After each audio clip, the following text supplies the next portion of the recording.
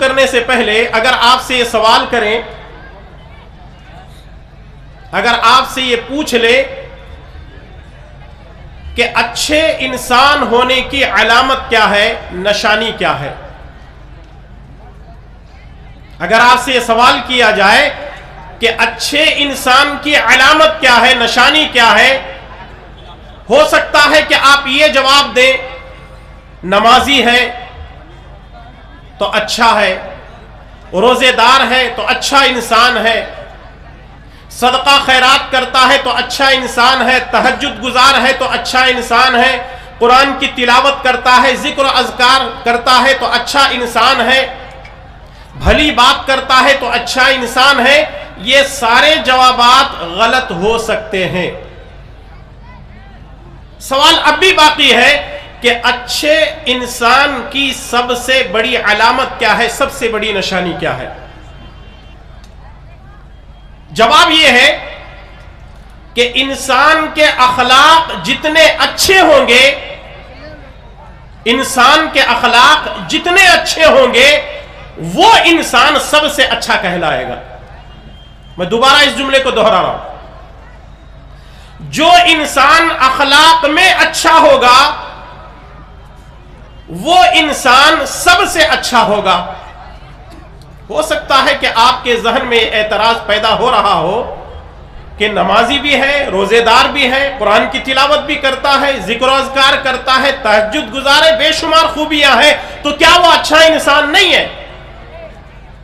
جواب یہ ہے کہ ہم نے نمازیوں کو بد اخلاقی کرتے دیکھا ہے، روزے داروں کو روزے کی حالت میں بد اخلاقی کرتے دیکھا ہے، تہجد گزاروں کو بد اخلاقی کرتے دیکھا ہے، قرآن کی تلاوت کرنے والوں کو، ذکر اذکار کرنے والوں کو، صدقہ خیرات کرنے والوں کو بد اخلاقی کرتے ہوئے دیکھا ہے، حج اور عمرے کرنے والوں کو بد اخلاقی کرتے ہوئے دیکھا ہے. اس کا مطلب یہ ہے کہ یہ اعمال اپنی جگہ ہو سکتے ہیں، اپنی جگہ اچھے ہو سکتے ہیں، اس سے کوئی انکار نہیں کیا جا سکتا، لیکن جس انسان کے اخلاق اچھے ہوں گے وہ سب سے اچھا انسان ہے.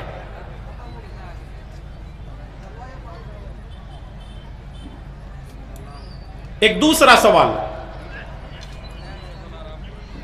اب اگر ہمیں اخلاق کو اپنانا ہے، اپنے اندر اچھائیوں کو اپنانا ہے، بہترین اخلاق ہمارے اندر پیدا کرنا ہے، تو ہم ماڈل کس کو بنائیں گے، اسوہ کس کو بنائیں گے، نمونہ کس کو بنائیں گے؟ آئیے قرآن کریم سے یہ سوال ہم کرتے ہیں. اگر ہم قرآن کریم سے یہ سوال کریں تو قرآن کریم یوں جواب دیتا ہے سورہ قلم کی آیت نمبر 4 میں، وَإِنَّكَ لَعَلَىٰ خُلُقٍ عَظِيمٍ وَإِنَّكَ لَعَلَىٰ خُلُقٍ عَظِيمٍ. ساری دنیا کے انسانوں کے اخلاق کو ایک طرف رکھا جائے اور اکیلے محمد الرسول اللہ صلی اللہ علیہ وسلم کے اخلاق کو ایک طرف رکھا جائے، سارے انسانوں کے اخلاق رسول اللہ صلی اللہ علیہ وسلم کے اخلاق کا مقابلہ نہیں کر سکتے. وَإِنَّكَ لَعَلَىٰ خُلُقٍ عَظِيمٍ. آپ اخلاق کے بلند مرتبے پر فائز ہیں. آج تک کسی ماں نے ایسے بچے کو جنم ہی نہیں دیا جو اکیلے محمد الرسول اللہ صلی اللہ علیہ وسلم کے اخلاق کا مقابلہ کرے. یہ بات میری اپنے طرف سے نہیں ہے، میری ذات کی طرف سے نہیں ہے، بلکہ قرآن کریم کی آیت میں نے آپ کے سامنے پیش کی ہے کہ محمد الرسول اللہ صلی اللہ علیہ وسلم کو اللہ تبارک و تعالی نے سرٹیفکیٹ دے دیا کہ آپ اچھے اخلاق والے ہیں، آپ سے بڑا اخلاق والا نہ دنیا میں پیدا ہوا ہے اور نہ قیامت کی صبح تک کوئی پیدا ہو سکتا ہے.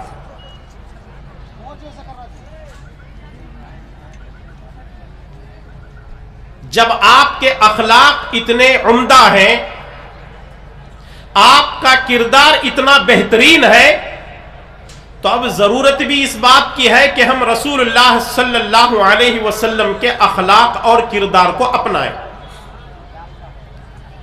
اسی لیے اللہ تبارک و تعالیٰ سورہ حشر میں فرماتا ہے، لَقَدْ كَانَ لَكُمْ فِي رَسُولِ रसूलिल्लाहि उस्वतुन हसनह,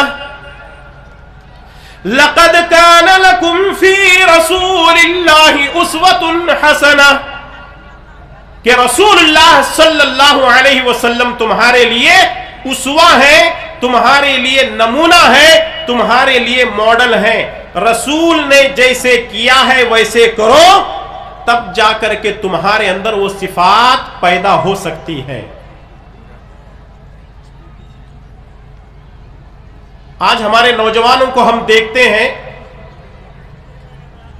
उनके चाल चलन को, उनके लिबास को, उनके उठने बैठने को, उनके सरों की कटिंग को, उनके जिंदगी गुजारने के तरीके को हम देखते हैं, वो किसी हीरो को अपना मॉडल बनाकर चलते हैं, वो किसी क्रिकेटर को अपना मॉडल बनाकर चलते हैं, वो किसी हॉलीवुड या बॉलीवुड के किसी एक बदअखलाक को अपना मॉडल बनाते हैं। अल्लाह की कसम है, ऐसे लोग गुमराह हैं और ऐसे लोग अल्लाह और उसके रसूल सल्लल्लाहु अलैहि वसल्लम की तालीमात की खिलाफ वर्जी कर रहे हैं।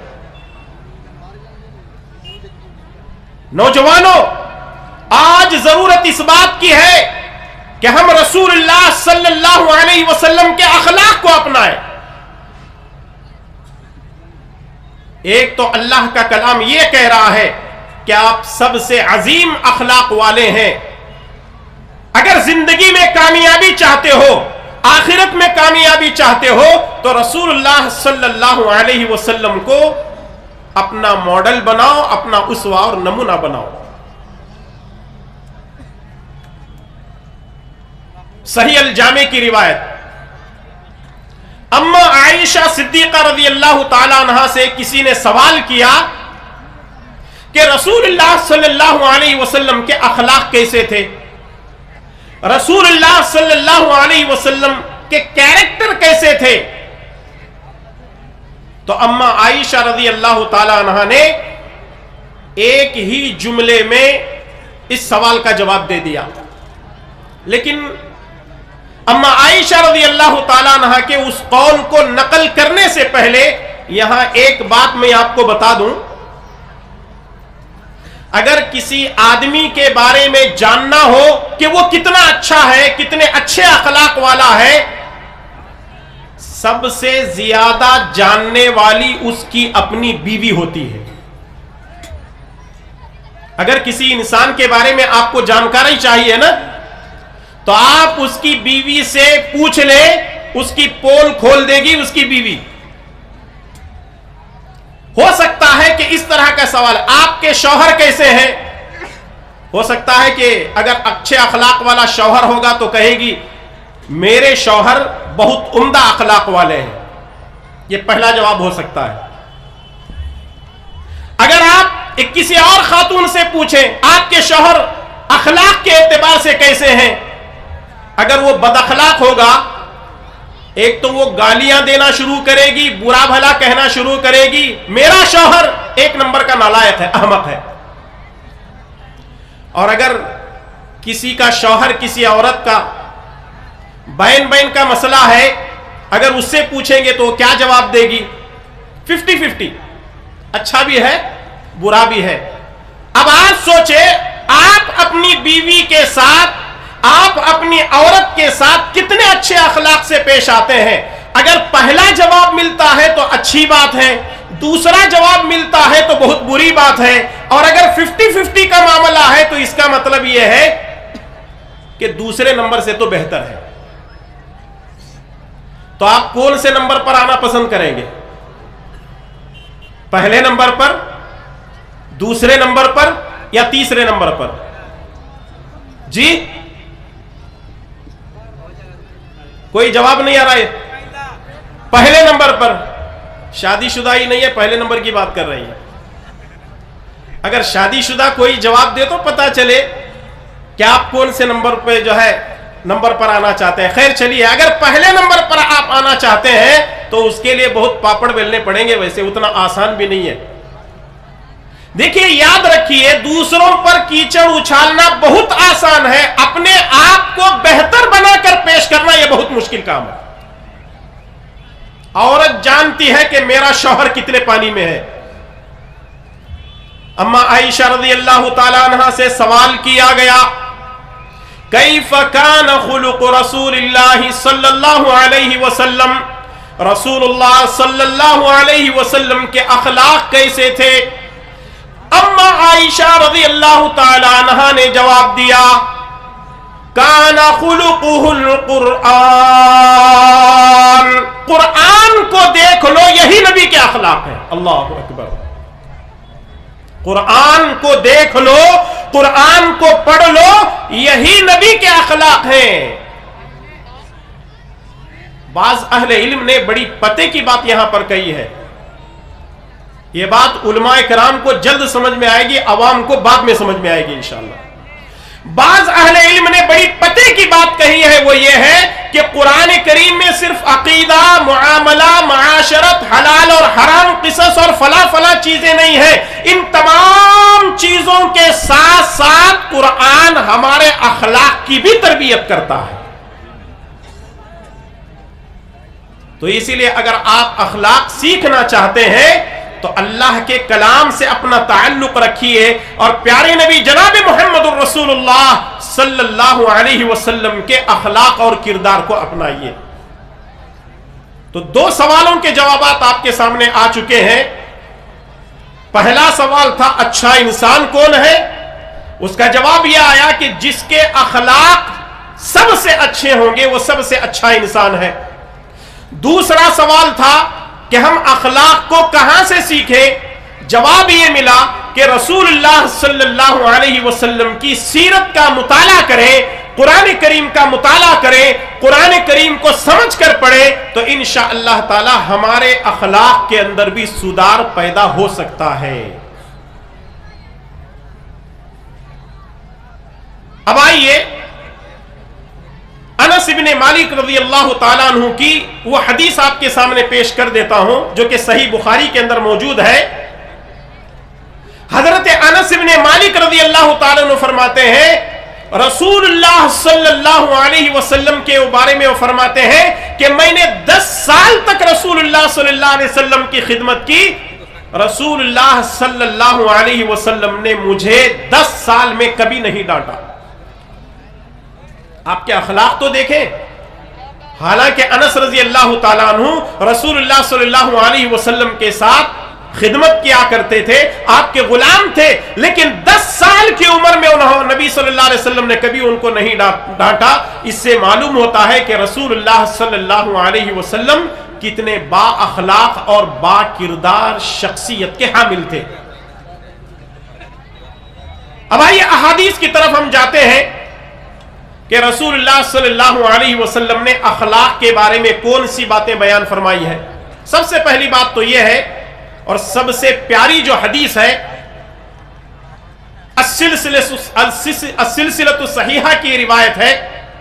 اللہ کے پیارے نبی صلی اللہ علیہ وسلم فرماتے ہیں بعثت لأتمم مکارم الاخلاق, بعثت لأتمم مکارم الاخلاق, میں اخلاق کی تکمیل کے لیے, اخلاق کو مکمل کرنے کے لیے بھیجا گیا ہوں. اس کا مطلب یہ ہے آپ پر اخلاق ختم ہے, آپ سے اچھا اخلاق والا اس دنیا کے اندر کوئی نہیں ہو سکتا.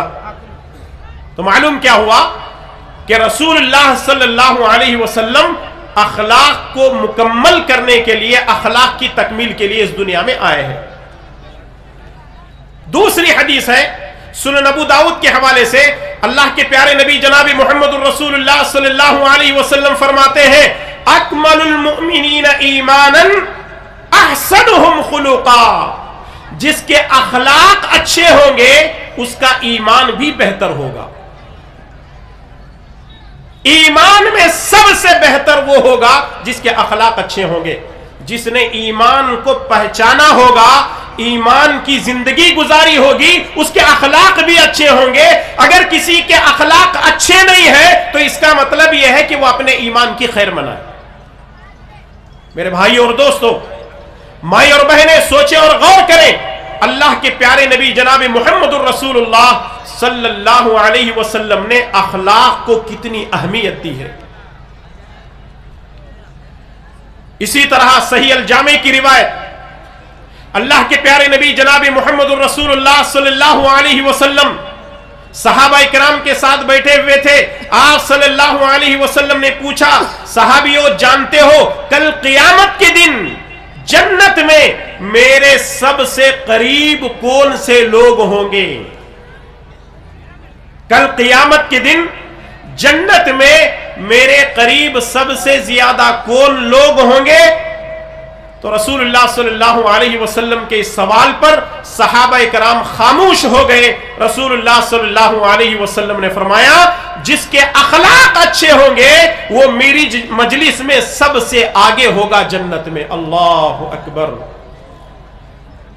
یہاں جتنے بیٹھے ہوئے ہیں سارے کے سارے ماشاءاللہ پیارے نبی جناب محمد الرسول اللہ صلی اللہ علیہ وسلم سے محبت کرتے ہیں. کرتے ہیں آپ لوگ نبی صلی اللہ علیہ وسلم سے محبت؟ کوئی نہیں کرتے، کوئی نہیں کرتے.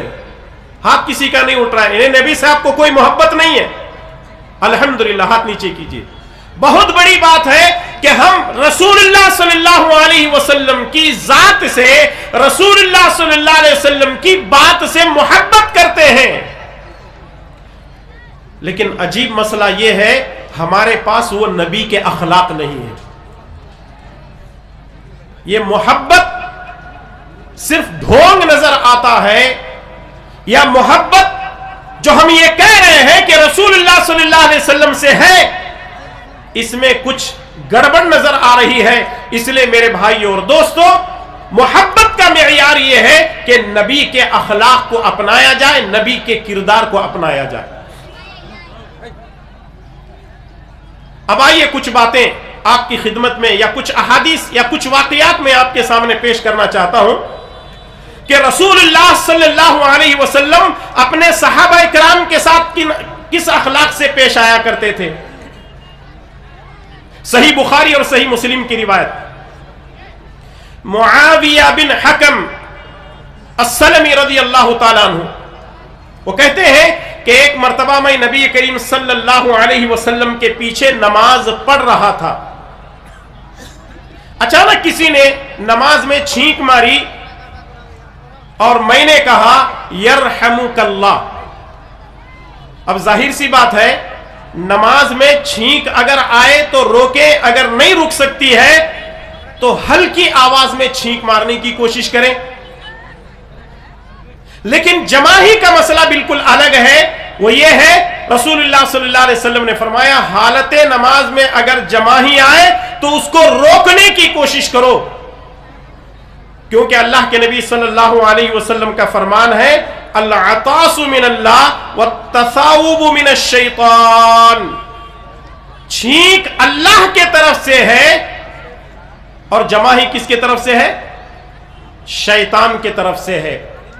اب ایک صحابی نے چھینک ماری حالت نماز میں، معاویہ بن حکم رضی اللہ تعالیٰ عنہ، انہوں نے کہا یرحمک اللہ، جبکہ نماز میں ایسا جواب نہیں دینا چاہیے.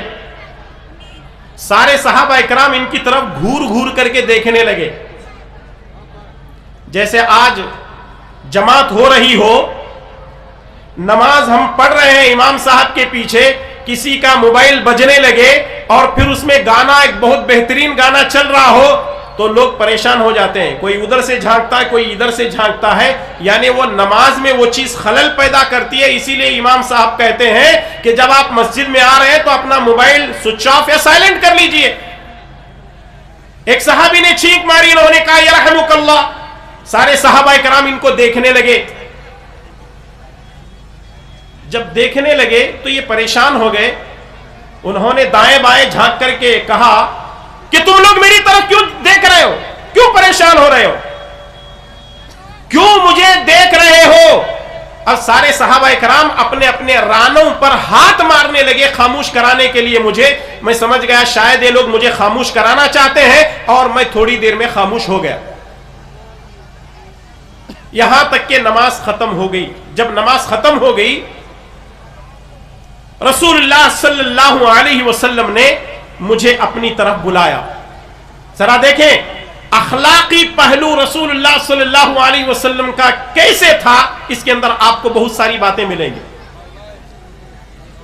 جیسے ہی نماز ختم ہو گئی، معاویہ رضی اللہ تعالیٰ عنہ فرماتے ہیں رسول اللہ صلی اللہ علیہ وسلم نے مجھے اپنی طرف بلایا. اور صحابی کہنے لگتے ہیں رسول اللہ صلی اللہ علیہ وسلم نے جب مجھے بلایا، اللہ کی قسم کھا کر کہتے ہیں میں نے آپ جیسا استاد کسی کو نہیں دیکھا. اور پھر اس کے بعد 3 باتیں کہتے ہیں. کیا کہتے ہیں؟ فواللہ ما قہرنی ولا ضربنی ولا شتمنی. رب ذوالجلال والاکرام کی قسم ہے رسول اللہ صلی اللہ علیہ وسلم نے مجھے ڈانٹا نہیں، رسول اللہ صلی اللہ علیہ وسلم نے مجھے مارا نہیں، رسول اللہ صلی اللہ علیہ وسلم نے مجھے برا بھلا نہیں کہا. کتنے باتیں فرمائی نبی صلی اللہ علیہ وسلم نے؟ 3 باتیں. آپ نے مجھے برا بھلا نہیں کہا، آپ نے مجھے ڈانٹا نہیں، اور آپ صلی اللہ علیہ وسلم نے مجھے برا بھلا نہیں کہا. آگے اس کے بعد نبی کریم صلی اللہ علیہ وسلم فرماتے ہیں آئندہ خیال رکھنا نماز، قرآن کی تلاوت، ذکر و اذکار، تسبیح اور تحلیل، تسبیح اور تکبیر کا نام ہے. حدیث یہاں پر ختم ہوتی ہے کہ رسول اللہ صلی اللہ علیہ وسلم نے اس صحابی کو 3 باتیں سامنے رکھی اور بتلایا کہ آئندہ آپ کو ایسا کرنا نہیں ہے. اب آپ تھوڑی دیر کے لیے یہاں پر سوچیں اور غور کریں. اور میں سمجھتا ہوں کہ یہاں جتنے لوگ بیٹھے ہوئے ہیں، کوئی باپ ہوگا، کوئی بھائی ہوگا، کوئی بیٹا ہوگا، اور کوئی دادا ہوگا، کوئی نانا ہوگا. یہاں ہر کوئی ایک دوسرے رشتے سے جڑا ہوا ہے. کوئی استاد بھی ہو سکتا ہے، کوئی عالم دین ہو سکتے ہیں، کسی مدرسے میں پڑھاتے ہوں، یا کوئی حافظ قرآن ہو سکتے ہوں کہ بچوں کو حفظ کرواتے ہوں، یا کسی اسکول کے ٹیچر بھی ہو سکتے ہیں کہ وہ کہیں پڑھاتے ہوں گے کسی اسکول کے اندر. دیکھیے یہ سب کے لیے یہ تینوں باتیں فائدہ مند ہیں. اس کا مطلب یہ ہے کہ ایک استاد کے لیے، ایک سرپرست کے لیے، ایک گارڈین کے لیے ضروری ہے کہ وہ بچوں کو سمجھاتے ہوئے ان تینوں کاموں کو نہ کریں. پہلی چیز کیا کرنا ہے؟ فواللہ ما قہرنی، نبی صلی اللہ علیہ وسلم نے مجھے ڈانٹا نہیں. اگر کوئی غلطی کرے تو ڈانٹنا نہیں چاہیے. ولا ضربنی، نبی نے مجھے مارا نہیں. اس کا مطلب یہ ہے کہ بچوں کو یا شاگردوں کو مارنا بھی نہیں چاہیے. اور تیسری چیز ہے ولا شتمنی، رسول اللہ صلی اللہ علیہ وسلم نے مجھے گالی بھی نہیں دی یا برا بھلا بھی نہیں کہا. اس کا مطلب یہ ہے کہ اپنے شاگردوں کو، اپنے ماتحتوں کو برا بھلا بھی نہیں کہنا چاہیے. اصل میں شتم کے معنی گالی کے آتے ہیں. ہم نبی کے احترام میں کہیں گے نبی نے مجھے برا بھلا نہیں کہا. لیکن ہمارا معاملہ الٹا ہے. اگر بچے غلطی کرتے ہیں، کلاس روم میں غلطی کرتے ہیں، گھروں میں غلطی کرتے ہیں، میدانوں میں غلطی کرتے ہیں، ہوتا یہ ہے کہ ہم سب سے پہلے اس کو گالیاں بکنا شروع کر دیتے ہیں. کچھ لوگ تو ایسے ہیں صرف گالیاں ہی بکتے ہیں. وہ گالیاں بکتے نہیں ہیں بلکہ بد اخلاقی اپنے بچوں کو سکھاتے ہیں. بیٹا میں یہ جو گالیاں دے رہا ہوں یاد رکھنا، ضرورت پڑے پر تو اپنی اولاد پر استعمال کرنا. ہم گالیاں دیتے نہیں ہیں بلکہ بچوں کو گالیاں سکھاتے ہیں. اور یاد رکھیے بچے ہماری ہر چیز کی کاپی کرتے ہیں. بچے ہماری ہر چیز کی کاپی کرتے ہیں. اگر ہم ان کو مارتے ہیں تو وہ اپنی اولاد کو بھی ماریں گے. اگر ہم ان کو جھڑکتے ہیں تو وہ اپنی اولاد کو بھی جھڑکیں گے. اگر ہم ان کو گالیاں دیتے ہیں تو وہ یہ سمجھیں گے تربیت کا یہی انداز ہے، ہمیں بھی اپنی اولاد کو گالیاں دینا چاہیے. اب یہ سوال ہمارے لیے ہے، آخر ہم کوئی غلطی کرے تو بد اخلاقی کا مظاہرہ کیوں کرتے ہیں؟ بد اخلاقی ہمارے اندر کیوں آتی ہے؟ کیا ہم سب سے پہلے اخلاق سے پیش نہیں آ سکتے؟ मैं आपको एक चीज का मुआजना करके बताता हूं। सोशल मीडिया से हर कोई जुड़ा हुआ है। अरबों के अंदर हमने देखा है, चाहे सऊदी चले जाएं, कुवैत या बहरीन, कहीं भी आप चले जाएं, वहां अगर गाड़ियों की टक्कर होती है तो वो झगड़ा नहीं करते, सबसे पहले आते हैं अस्सलाम वालेकुम, वालेकुम अस्सलाम, कैफ हालक, एक दूसरे से अपनी खैरियत दरियाफ्त करते हैं। और यहां एक्सीडेंट होता है तो क्या करते हैं, आपको मालूम है, सलाम कोई करता ही नहीं है। गाड़ी से उतरने से पहले ही वो तस्बीहात गाली की शक्ल में शुरू कर देता है। तेरा दिमाग खराब है, गाड़ी चलाना तुझको नहीं आता, किसने तुझे सिखाया, लाइसेंस तुझे किसने दिया, तेरी फला की और तेरी फला की, और सारे नाफ के नीचे वाली गालियां होती हैं। इससे बड़ा बदअखलाक कोई नहीं हो सकता। और याद रखिए, हमारे अंदर बदअखलाकी कूट कूट कर भरी हुई है। और इस बात पर मैं माफी नहीं मांगूंगा। हिंदुस्तान के अगर मुसलमानों का एक सरसरी जायजा लिया जाए तो सबसे बड़े बदअखलाक आपको सिर्फ मुसलमान नजर आएंगे। मुझे इस बात के कहने पर कोई अफसोस नहीं है, क्योंकि हम रात दिन आप लोगों से मुलाकात करते रहते हैं। आज झगड़े कहां हो रहे हैं? मस्जिदों के अंदर झगड़े हो रहे, मदरसों के अंदर झगड़े हो रहे, तंजीमों में झगड़े हो रहे हैं, अंजुमनों में झगड़े हो रहे हैं, इदारों में झगड़े हो रहे हैं। कहां झगड़े नहीं हो रहे हैं? और झगड़े क्या हो रहे हैं? सिर्फ बदअखलाकी हो रही है। मार नहीं है रहे हैं एक दूसरे को, जबानें चल रही है, बदअखलाकी, एक की चुगली कर रहा है, एक की जो है गीबत कर रहा है, पीठ पीछे बुराइयां कर रहा है, और फिर लोगों के सामने यह पेश कर रहा है मैं तो दूध का धुला हुआ हूं, एक नंबर का मुजरिम तो सामने वाला है। जो आदमी यह कहता है ना मेरी कोई गलती नहीं है, वो एक नंबर का चोर है। सफाई पेश करने की जरूरत नहीं है। आप अगर गलती पर नहीं है, सफाई पेश करने की जरूरत नहीं है। आपकी सफाई अल्लाह ताला की तरफ से खुद ब खुद आ जाएगी। अल्लाह ताला लोगों के दिलों में आपकी मोहब्बत को खुद ब खुद डाल देगा। अगर आप इजाजत दे तो अखलाक पर कुछ थोड़ा सा खुल करके मैं बोलना चाहता हूं। यहां मदरसे के जिम्मेदार भी हैं, मसाजिद के जिम्मेदार भी हैं, तंजीमों के जिम्मेदार भी हैं, घरों के जिम्मेदार भी हैं, खानदान और कबीले के जिम्मेदार भी हैं। मैं कुछ बातें खुल करके आपके सामने पेश करना चाहता हूं। देखिए, एक बात मैं आपको बता दूं, अभी ये माशाअल्लाह नीमा कला जिस जगह हम लोग ये प्रोग्राम कर रहे हैं, ये एक मदरसे के तहत, एक जामिया के तहत जो है ये प्रोग्राम हो रहा है। कोई भी मदरसा, कोई भी जामिया, कोई भी इदारा तीन चीजों से चलता है। कितनी चीजों से? तीन चीजों से चलता है। ये देखिए मेरे सामने घड़ी लगी हुई है। इस घड़ी के अंदर तीन कांटे लगे हुए हैं। एक है सेकंड का कांटा, दूसरा है मिनट का कांटा, और तीसरे है घंटे का कांटा। जब ये सेकंड का कांटा घूमता है तो मिनट बनता है, मिनट का कांटा पूरा चक्कर लगाता है तो तब जाकर एक घंटा होता है। इसका मतलब यह है कि जब ये तीनों एक साथ घूमते हैं तो तब जाकर के घड़ी टाइम दिखाती है। अगर घड़ी में से कांटे निकाल दे तो वो घड़ी घड़ी नहीं होती, बल्कि शो पीस कहलाती है। सिर्फ उन्होंने ऐसे ही लटकाया हुआ है उसकी खूबसूरती की वजह से, क्योंकि उसके अंदर हालांकि शेल भी है, मशीन भी है, लेकिन कांटे नहीं होने की वजह से उसमें वक्त नजर नहीं आता। ये जो इदारे चलते हैं ये तीन चीजों से चलते हैं। नंबर एक,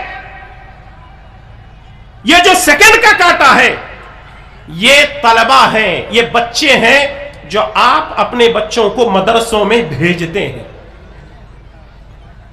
नंबर दो, जो मिनट का कांटा है ये असातिज़ा हैं, ये टीचर्स हैं, ये उस्ताद हैं, ये मुअल्लिमीन हैं, ये मुअल्लिमात हैं, जो उसके लिए हमेशा घूमते रहते हैं उन बच्चों के पीछे। तीसरे नंबर पर जो घंटे का कांटा है वो जिम्मेदारान है। वो रहते तो बड़े सुस्त हैं लेकिन काम बड़ी चालाकी से करते हैं। रहते तो वो बड़े सुस्त हैं लेकिन काम बड़ी चालाकी से करते हैं। याद रखिए, अगर इन तीनों के अंदर तालमेल न हो, अगर सेकंड का कांटा सही काम न करे तो फिर मिनट अपनी जगह पर सही काम नहीं करेगा। मिनट का कांटा अगर सही काम न करे तो फिर घंटे का कांटा भी सही तरीके से काम नहीं करेगा। आज हमारे इदारों के अंदर खलल इसलिए है कि ये जो मिनट के कांटे के अंदर बदअखलाकी पाई जाती है, या फिर दूसरे नंबर पर असातिज़ा के अंदर बदअखलाकी पाई जाती है, या तीसरे नंबर पर बच्चों के अंदर नहीं बल्कि बच्चों के जो माँ बाप होते हैं उनके अंदर बदअखलाकी पाई जाती है, जिसकी वजह से इदारों को लोग बदनाम करते हुए घूमते हैं।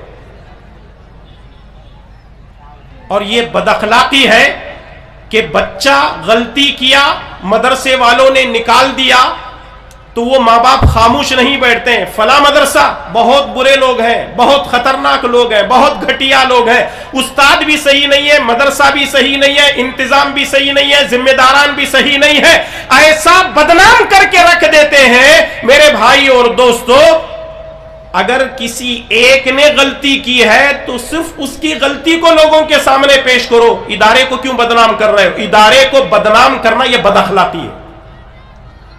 बात समझ रहे हैं आप लोग?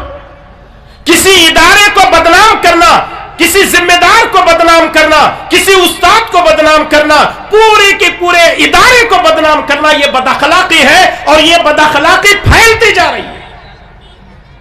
याद रखिए, अल्लाह तबारक व तआला के पास हमारे से सवाल किया जाएगा तो हम क्या जवाब देंगे। और याद रखिए, किसी की चुगली करना यह बदअखलाकी है, किसी की गीबत करना यह बदअखलाकी है, किसी के पीठ पीछे बुराइयां बयान करते रहना यह बदअखलाकी है, किसी के बारे में चेमी गोइयां करते रहना यह बदअखलाकी है, किसी को बुरी नजर से देखना यह बदअखलाकी है, किसी को गाली देना यह बदअखलाकी है, किसी के साथ हसद करना यह बदअखलाकी है, किसी के बुग़्ज़, किसी के बारे में दुश्मनी अपने दिलो दिमाग में डालकर जिंदगी गुजारना यह बदअखलाकी है। यह सारी की सारी बदअखलाकी आज मुसलमानों के अंदर पाई जाती है। उस्ताद के साथ बेअदबी करना यह बदअखलाकी है, माँ बाप के साथ हुस्न सुलूक न करना यह बदअखलाकी है, जिम्मेदारों के साथ बकवास करना यह बदअखलाकी है, किसी के साथ हाथापाई करना यह बदअखलाकी है। किन किन चीजों को गिनवाया जाए, मुसलमान हर मामले के अंदर बदअखलाक है। कहां से शुरू किया जाए, कहां खत्म किया जाए, समझ नहीं आती।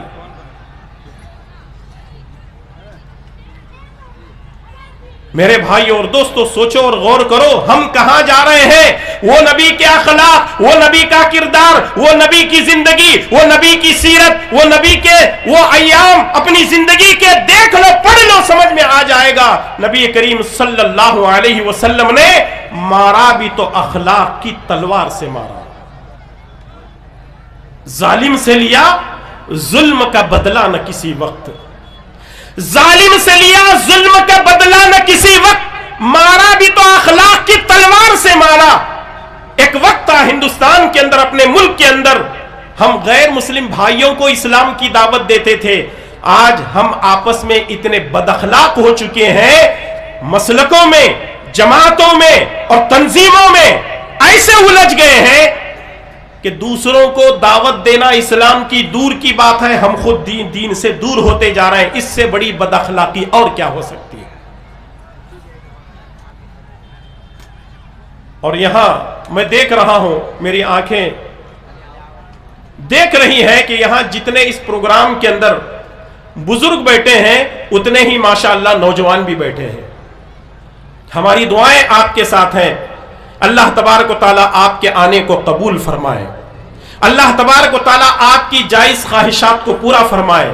अल्लाह तबारक व तआला जो लोग ये प्रोग्राम कर रहे हैं, अल्लाह तबारक व तआला इस इदारे को दिन दुगनी रात चांदनी तरक्की अता फरमाए। अल्लाह तबारक व तआला इस इदारे को नजर बस से महफूज फरमाए। और जितने लोग इस जलसे को कामयाब बनाने के लिए रात दिन कोशिशें किए हैं, रुपया, पैसा, वक्त, सब कुछ सर्फ के, अल्लाह ताला उनको दुनिया और आखिरत की भलाइयां नसीब फरमाए। लेकिन मेरे भाइयों, मेरे नौजवानों, एक गुजारिश आपसे मैं करना चाहता हूं। एक बहुत बड़ी अखलाकी हमारे माशरे के अंदर पाई जाती है, एक बहुत बड़ी बदअखलाकी जो हमारे माशरे को रोग लगा रही है या रोग लगा चुकी है। हमारा माशरा, मुस्लिम माशरा बद से बदतर होता जा रहा है। आखिर वो कौन सी बद अखलाकी है? वो है अपने माँ बाप के साथ बदसलूकी करना। हमारे नौजवान वो स्टाइल वाली जिंदगी गुजारना चाहते हैं, और जो लड़की हमारी जिंदगी में आती है वो भी यही चाहती है कि हम तन्हा जिंदगी गुजारेंगे, हमें किसी को सहारे की जरूरत नहीं है। अल्लाह की कसम है, रब्बे जुल जलाली वल इकराम के सहारे के बाद हमारा सबसे बड़ा सहारा कौन है? हमारे वालिदैन, हमारे माँ बाप, हमारे पेरेंट्स।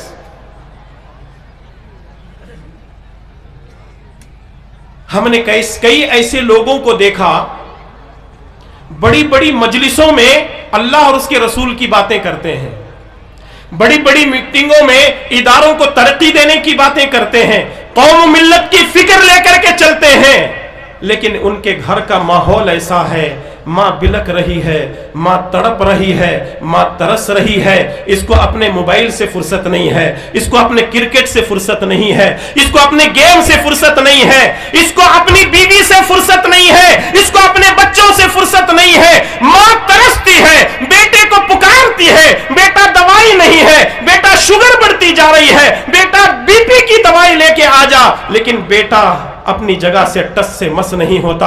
ओ नौजवानों, ओ बुजुर्गों, वो अपने माँ बाप की कदर न करने वाले, उनके एहसान का बदला न चुकाने वाले, याद रखो अल्लाह ताला तुम्हें भी औलाद देगा। अगर तुम्हारी औलाद तुम्हारे बुढ़ापे के अंदर तुम्हारे साथ ऐसा सलूक करेगी तो तुम्हारे साथ क्या हाल होगा? क्यों अपने माँ बाप के साथ बदअखलाकी करते हो? आज बीवी क्या आ गई, बच्चे क्या आ गए, अपनी मां को आंखें दिखा रहे हो, अपने बाप को आंखें दिखा रहे हो। वो मां जिसने तुम्हारे पेशाब पैखाने को साफ किया, तुम्हारी गंदगी को साफ किया, तुम्हें 9 महीने अपने पेट में रखा, जब तुम दुनिया में आए तुम्हारी गंदगी साफ की, तुम्हें चलना सिखाया, तुम्हें बोलना सिखाया, तुम्हें तालीम दी, तुम्हारी तरबियत की, और आज तुम कह रहे हो कि इस औरत की वजह से मेरी दुनिया बर्बाद हो रही है। अल्लाह की कसम है, तुम दुनिया और आखिरत दोनों चीजों को खो रहे हो। कब हम अपने माँ बाप के साथ अखलाक से पेश आएंगे? अल्लाह की कसम खा करके कहता हूं, यहां जितने बैठे हैं 50% से ज्यादा लोग अपने माँ बाप की कदर नहीं करते हैं। ये क्या बुढ़िया बकने लगी है, ये क्या बूढ़ा बकने लगा है, ये क्या बकवास है? बंद करो अपनी बकवास। अल्लाह की कसम वो बकवास नहीं है, उनकी जिंदगी के तजुर्बे हैं जो तुम्हारे सामने पेश करते हैं। वो तलख तजुर्बे हैं जिससे गुजर करके तुम्हारी जिंदगी को उन्होंने बेहतर बनाया है, और तुम कहते हो बकवास। नौजवानों सुधर जाओ, नौजवानों अपने माँ बाप की कदर करो। हमने ऐसे नौजवानों को भी देखा, माँ बाप अपने घर में तरसते हैं, माँ बाप अपने घर में तरसते हैं, सास बीमार है तो रात के 12-1 बजे भी वो अपनी सास को अपनी बाइक में, अपने ऑटो में या अपने किसी सवारी में लेकर के डॉक्टर के पास जाता है। सवारी में अपनी सास को लेकर के जा रहा है, अपनी खुशदामन साहबा को लेकर के जा रहा है, और यहां मां बिलक रही है, तड़प रही है, उसकी फिक्र नहीं है। आखिर ये बता, तू तेरे माँ बाप की औलाद है या तेरी सास की औलाद है? बातें करनी जरूर है लेकिन हकीकत पर मबनी है। आज नौजवान बद से बदतर जिंदगी गुजार रहे हैं। अल्लाह की कसम है, अगर हमने माँ बाप की कदर नहीं की, माँ बाप की इज्जत नहीं की, माँ बाप के साथ अखलाक से पेश नहीं आया, हमारे पेट में भी औलाद होगी, वो उससे ज्यादा बदसलूकी हमारे साथ करेंगे, तब तुम्हारा अंजाम क्या होगा? ऐ काश करते हुए रह जाओगे। ये बहुत बड़ा खजाना है हमारे लिए, ये बहुत बड़ा खजाना है हमारे लिए। हमारी माँ बाप हमारी सबसे बड़ी दौलत है, हमारे माँ बाप सब कुछ हमारे लिए है। मैं उतनी दूर से जो आया हूं, कर्नाटक से आपकी खिदमत में पहुंचा हूं, सिर्फ आपको हंसाने के लिए नहीं, आपके सामने चुटकुले पेश करने के लिए नहीं, आपके सामने